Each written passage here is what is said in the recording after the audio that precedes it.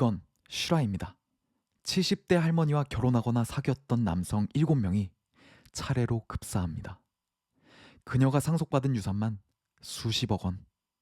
과연 어떻게 된 일일까요? 첫 번째, 죽음의 간성. 자, 기록을 1994년으로 돌려보겠습니다. 모든 비극이 잉태된 시작점이죠. 당시 47살이었던 카케이 치사코에겐 지극히 평범한 남편이 하나 있었습니다. 염색 공장을 운영하며 성실하게 살아가던 남자였죠. 그런데 그해 이 남편이 갑자기 세상을 떠납니다. 사인은 급성 신부전. 누가 봐도 흔한 급사였고 주변에선 그저 남겨진 치사코를 동정했습니다. 하지만 여기서 우리는 치사코의 눈빛이 변하는 순간을 포착해야 합니다. 남편이 죽고 난 뒤 그녀의 손에는 거액의 유산과 공장 부지, 그리고 호화로운 단독주택이 쥐어집니다. 슬픔에 잠겨 있어야 할 미망인의 통장에 죽음의 대가로 거액의 숫자가 찍힌 겁니다. 수사기관은 이 시점을 치사코가 돈의 맛을 알아버린 결정적인 계기로 보고 있습니다. 누군가를 사랑하고 평생을 약속하는 것보다 누군가가 죽고 나서 남겨진 것을 챙기는 게 훨씬 빠르고 확실하다는 걸 깨달은 거죠. 이때부터 그녀의 인생은 정산된 기획 범죄의 길로 접어듭니다. 그 후 약 20년 동안 그녀는 아주 기묘한 행보를 보입니다.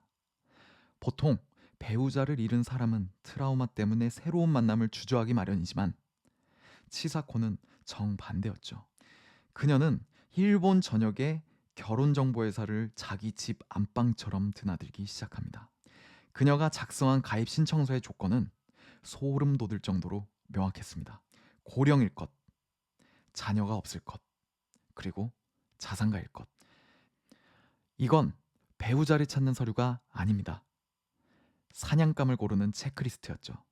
치사코는 철저하게 자신을 인자하고 헌신적인 여성으로 포장했습니다.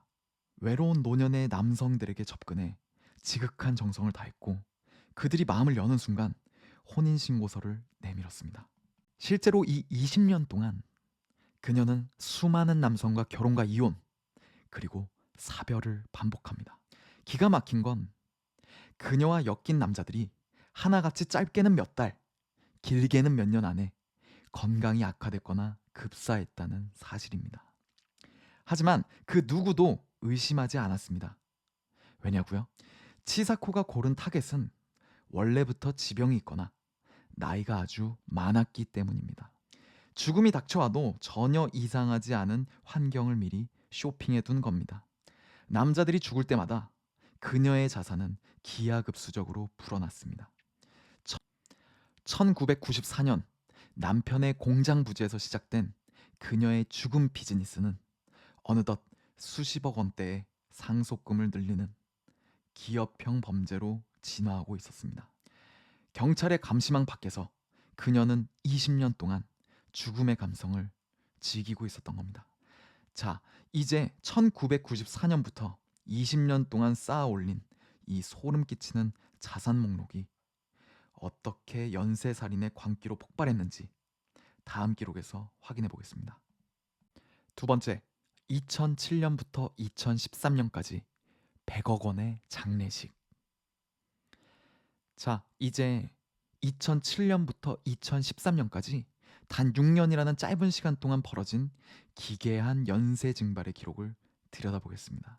이 시기는 치사코라는 한 여성이 어떻게 블랙 위도우라는 악명을 완성했는지 보여주는 가장 잔혹한 구간입니다. 기록에 따르면 이 기간 치사코와 깊은 관계를 맺었던 남성 중 무려 7명이 차례로 세상을 떠납니다. 6년 동안 7명, 거의 1년에 1명꼴로 그녀의 곁에서 시체가 나간 셈이죠. 하지만 더 소름 돋는 건 이들이 죽을 때마다 그녀의 통장에 꽂힌 금액입니다. 상속금과 사망보험금을 모두 합치면 약 10억 엔, 우리 돈으로 무려 100억 원에 달하는 거액입니다. 그녀는 어떻게 이런 불가능한 확률을 현실로 만들었을까요? 치사코는 이 시기 결혼정보 회사를 통해 철저히 사냥터를 관리합니다. 그녀가 만난 남자들은 대부분 70대 후반에서 80대 초반의 고령자들이었습니다. 외로움에 취약하고 판단력이 흐려졌으며 무엇보다 죽음이 찾아와도 주변에서 크게 의아해하지 않을 조건의 남성들이었죠. 그녀는 이들에게 접근해 마지막 여생을 함께할 헌신적인 아내를 완벽하게 연기했습니다. 그녀의 수법은 대담하면서도 치밀했습니다. 연애를 시작하자마자 은근슬쩍 유산상속 서류에 서명을 받거나 자신을 수치인으로 한 거액의 생명보험에 가입하게 만들었습니다. 노인들은 그녀가 건네는 따뜻한 차 한 잔과 부드러운 미소에 속아 자신들의 사형 선고장에 스스로 도장을 찍은 겁니다. 수사기관이 분석한 그녀의 살인 도구는 칼이나 총이 아니었습니다. 바로 신뢰라는 이름의 독이었습니다. 치사코는 남편들에게 건강보조제라며 의문의 캡슐을 건넸습니다. 여보, 이거 몸에 정말 좋은 거예요. 꼭 드세요. 이 다정한 한마디가 그들이 이 세상에서 들은 마지막 목소리가 되었죠. 의학적으로 이 사건들이 6년 동안 묻힐 수 있었던 이유는 명확합니다. 치사코는 타겟의 지병을 역이용했습니다. 당뇨가 있는 사람에겐 저혈당 쇼크를 유도하고 심장이 약한 사람에겐 심장마비로 보일 법한 증상을 끌어냈습니다. 의사들은 고령자의 갑작스러운 죽음을 의심 없이 병사 혹은 노안으로 진단했고 치사코는 슬픈 미망인의 얼굴로 장례를 치른 뒤 곧바로 은행으로 향했습니다. 100억 원. 이건 단순한 유산이 아닙니다. 7명의 노인이 마지막 순간에 느꼈을 배신감과 공포가 응축된 숫자죠. 그녀는 남편들의 시신이 식기도 전에 다음 사냥꾼을 몰색하러 결혼정보회사를 찾았습니다. 하지만 여러분, 꼬리가 길면 밟히는 법이죠. 100억 원의 장례 행렬을 이어가던 그녀의 완벽한 계획에 드디어 균열이 가기 시작합니다. 2013년 12월, 그녀의 인생을 끝장낸 8번째 남자가 나타난 겁니다. 세 번째, 2013년 12월 30일의 유해 그리고 파멸. 기록상의 날짜를 보시죠.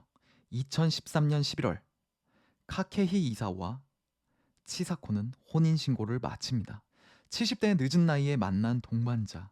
두 사람은 교토의 안락한 자택에서 신혼생활을 시작했습니다. 이사오는 진심으로 행복해 보였다고 주변인들은 증언합니다. 하지만 그 행복의 유효기간은 정확히 30일이었습니다. 12월 28일 밤, 평소와 다름없이 저녁 식사를 마친 이사오가 거실에서 갑자기 쓰러집니다. 구급차가 도착했을 때 그는 이미 심정지 상태였습니다. 치사코는 옆에서 오열하며 남편의 평소 지병을 언급했고 현장에 출동한 경찰들은 고령자의 흔한 급사 사건을 보고 시신을 수습하려 했습니다. 평소 같았다면 여기서 치사코의 100억짜리 장례 비즈니스는 또 한 번의 성공으로 끝났을 겁니다. 하지만 여기서 예상치 못한 변수가 발생합니다. 교토의 한 형사가 의문을 제기한 겁니다. 어이, 신참.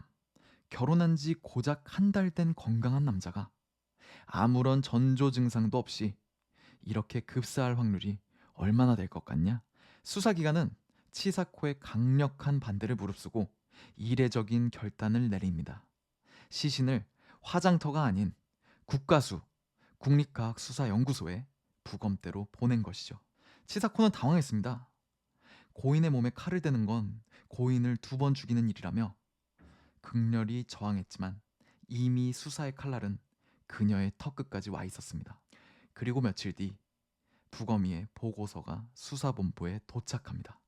의학적 분석 결과는 충격적이었습니다. 이사오의 혈액과 위 내용물에서 검출된 건 지병으로 인한 성분이 아니었습니다. 바로 인체에 치명적인 독극물, 청산화합물, 일명 청산가리였습니다. 청산가리, 단 0.15g만으로 성인 남성을 즉사시킬 수 있는 이 무시무시한 물질이 건강했던 이사오의 심장을 멈춘 범인이었습니다. 치사코는 그동안 노인들의 노한 뒤에 이 화학적 자객을 숨겨왔던 겁니다. 하지만 치사코는 여전히 여유를 잃지 않았습니다. 남편이 우울증 때문에 스스로 독을 먹었을 수도 있는 거 아니냐며 오히려 수사팀을 비웃었죠. 그녀는 20년 동안 쌓아온 범죄적 직관으로 자신이 직접 독극물을 다뤘다는 물적 증거가 없음을 확신하고 있었습니다. 실제로 그녀의 소지품이나 옷 어디에서도 청산가리 흔적은 나오지 않았습니다. 그러나 그녀가 간과한 것이 하나 있었습니다. 과학 수사는 눈에 보이는 건 너머를 봅니다. 경찰은 치사코가 아닌 그녀가 살던 집의 가장 낮은 곳, 그곳을 주목하기 시작했습니다.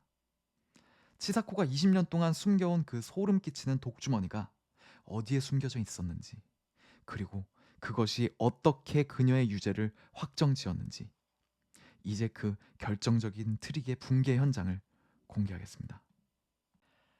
네 번째, 2014년 11월, 화분 속의 침묵, 악마의 검거. 수사팀은 확신했습니다. 네 번째 남편 이사오의 몸에서 나온 청산가리는 결코 우연이 아니라는 것을요. 하지만 치사코는 여전히 당당했습니다. 남편이 건강이 나빠져 스스로 목숨을 끊은 것이라며 오히려 경찰을 몰아세웠죠. 물적 증거가 없는 상황에서 시간은 치사코의 편인 듯 보였습니다. 하지만 2014년 11월 교토 부경은 치사코의 자택을 다시 한번 샅샅이 뒤집었습니다. 이번엔 집안이 아니었습니다. 탐정의 시선이 머문 곳은 베란다 구석에 놓인 평범한 화분이었습니다.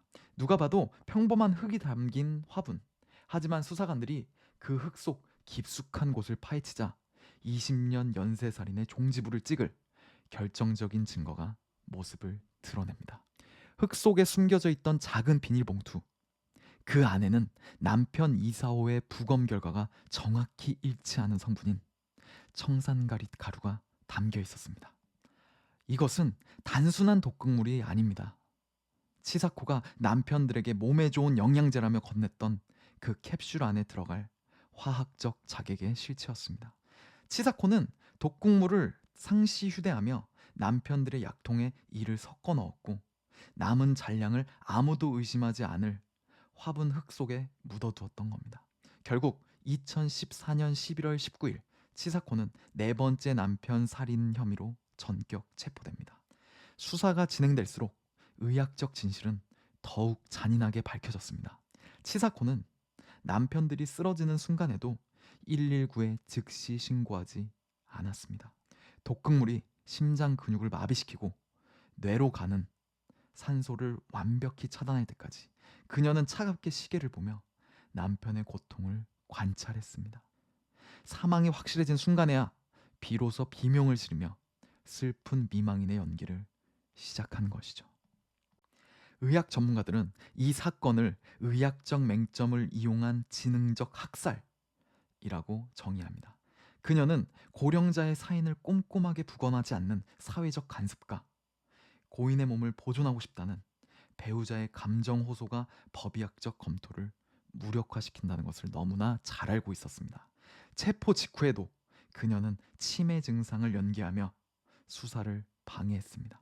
하지만 흙 속에서 발견된 청산가리와 그동안 그녀가 상속받은 100억 원의 장래 명분은 더 이상 연기를 허용하지 않았습니다. 2021년 일본 최고 재판소는 70대의 이 블랙 위도우에게 사형을 확정짓습니다. 20년의 세월, 그리고 7명의 희생자, 그리고 100억 원의 유산. 카케이 치사코가 설계한 이 거대한 밀실은 감옥이 아니라 그녀 자신의 욕망이었습니다. 그녀는 지금도 사형수로서 그 욕망의 대가를 치르고 있습니다. 여러분, 가장 다정한 목소리로 건네진 오늘의 약 한 알. 그것은 정말 당신의 건강을 위한 것일까요? 아니면 누군가의 완벽한 기획일까요? 오늘의 수사보고 여기서 마칩니다. 좋은 밤 되세요.